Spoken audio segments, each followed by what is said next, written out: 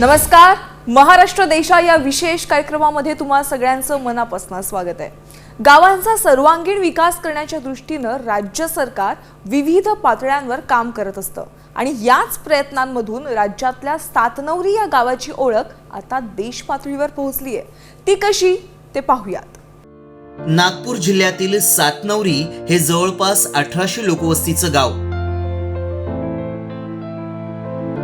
पण या गावाची ओळख आता देश पातळीवर पोहोचली आहे, ती स्मार्ट आणि इंटेलिजंट गाव म्हणून.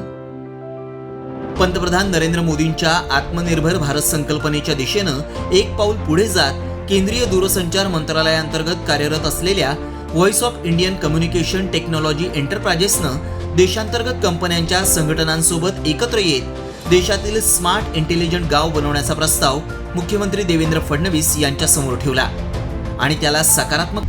आता isakal.com आहे देशातील नंबर 1 ची मराठी न्यूज वेबसाईट. प्रत्येक अपडेटसाठी isakal.com ला नक्की भेट द्या. प्रतिसाद देत हा महत्वाकांक्षी प्रकल्प महाराष्ट्रात राबवण्यात आला. आत्मनिर्भर भारत विदेशावर अवलंबून असलेला भारत नाही, आपल्या देशातल्या वस्तू वापरणारा भारत, ते स्वप्नही पूर्ण होणार होतं. आणि म्हणून लगेच आम्ही त्यांना सांगितलं, पायलट प्रोजेक्ट तुम्ही हातामध्ये घ्या. आणि मग हा पायलट प्रोजेक्ट कुठे घ्यायचा, तर अर्थातच तो नागपूरला घ्यायचा. आणि मग नागपूरमध्ये कुठे घ्यायचा, तर तो सातनवरीला घ्यायचा. अशा प्रकारचा निर्णय आपण केला. सातनवरी गाव कशा पद्धतीनं स्मार्ट आणि इंटेलिजंट होणार आहे पाहूयात ग्राफिक्सच्या माध्यमातून. संपूर्ण गाव इंटरनेट सुविधांनी जोडण्यात आले, तर स्मार्ट शेतीला प्राधान्य देत शेतांमध्ये ड्रोन आणि सेन्सर बसवण्यात आले.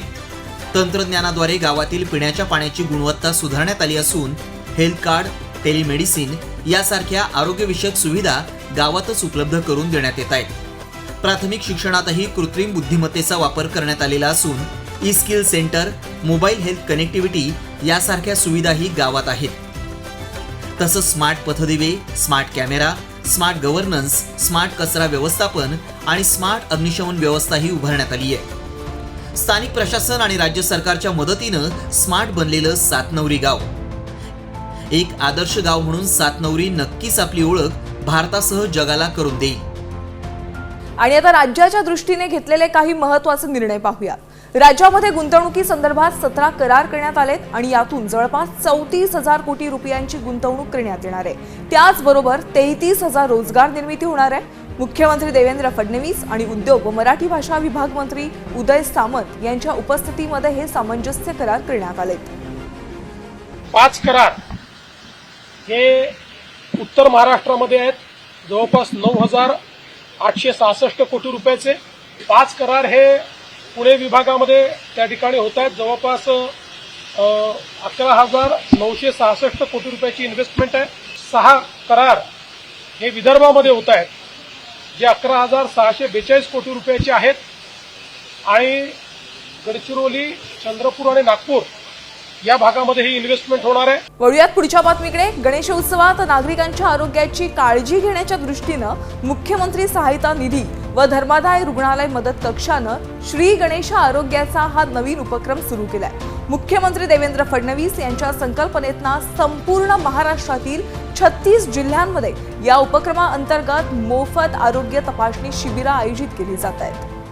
राज्यात कृषी क्षेत्रामध्ये कृत्रिम बुद्धिमत्ता म्हणजेच AI तंत्रज्ञानाला प्रोत्साहन देण्यासाठी यंदाच्या अर्थसंकल्पात तब्बल 2 वर्षांसाठी 500 कोटी रुपयांची तरतूद केली होती. मात्र या तंत्रज्ञानाचा फायदा आणि गरज पाहता सुरू भविष्यात आवश्यक ती तरतूद करण्यात येणार आहे. उपमुख्यमंत्री अजित पवार यांच्या या घोषणेमुळे कृषी क्षेत्रातनं आता समाधान व्यक्त केलं जातंय. नगर विकास विभागातर्फे 17 सप्टेंबर ते 2 ऑक्टोबर स्वच्छता ही सेवा हा पंधरवडा राबवण्यात येणार आहे. आणि या दृष्टीनं मुंबई शहर आणि उपनगरामध्ये डीप क्लीन ड्राईव्ह या सार्वजनिक शौचालयाच्या परिसराचं सुशोभीकरण यांसारखे विविध उपक्रम राबवले जाणार आहेत. महाराष्ट्र शासनाच्या वतीनं 25 ऑगस्ट रोजी संजीवनी ब्लड ग्रुप रजिस्ट्री ॲपचं उद्घाटन आरोग्यमंत्री प्रकाश आंबेडकर यांच्या हस्ते झालं. या ॲपचं मुख्य उद्दिष्ट रक्त गरजू आणि रक्तदाते यांना एकाच डिजिटल प्लॅटफॉर्मवर आणणं, आपत्कालीन परिस्थितीमध्ये तत्काळ रक्त उपलब्ध करून देणं आणि राज्यभरातील रक्तदान चळवळीला गती देणं आहे. महाराष्ट्र देशा या विशेष कार्यक्रमामध्ये पुन्हा भेटूयात. तोपर्यंत नमस्कार.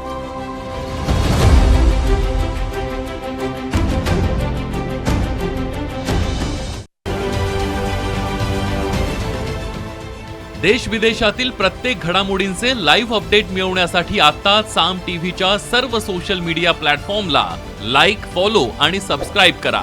तसंच सर्व नोटिफिकेशनसाठी बेल आयकॉन प्रेस करायला विसरू नका.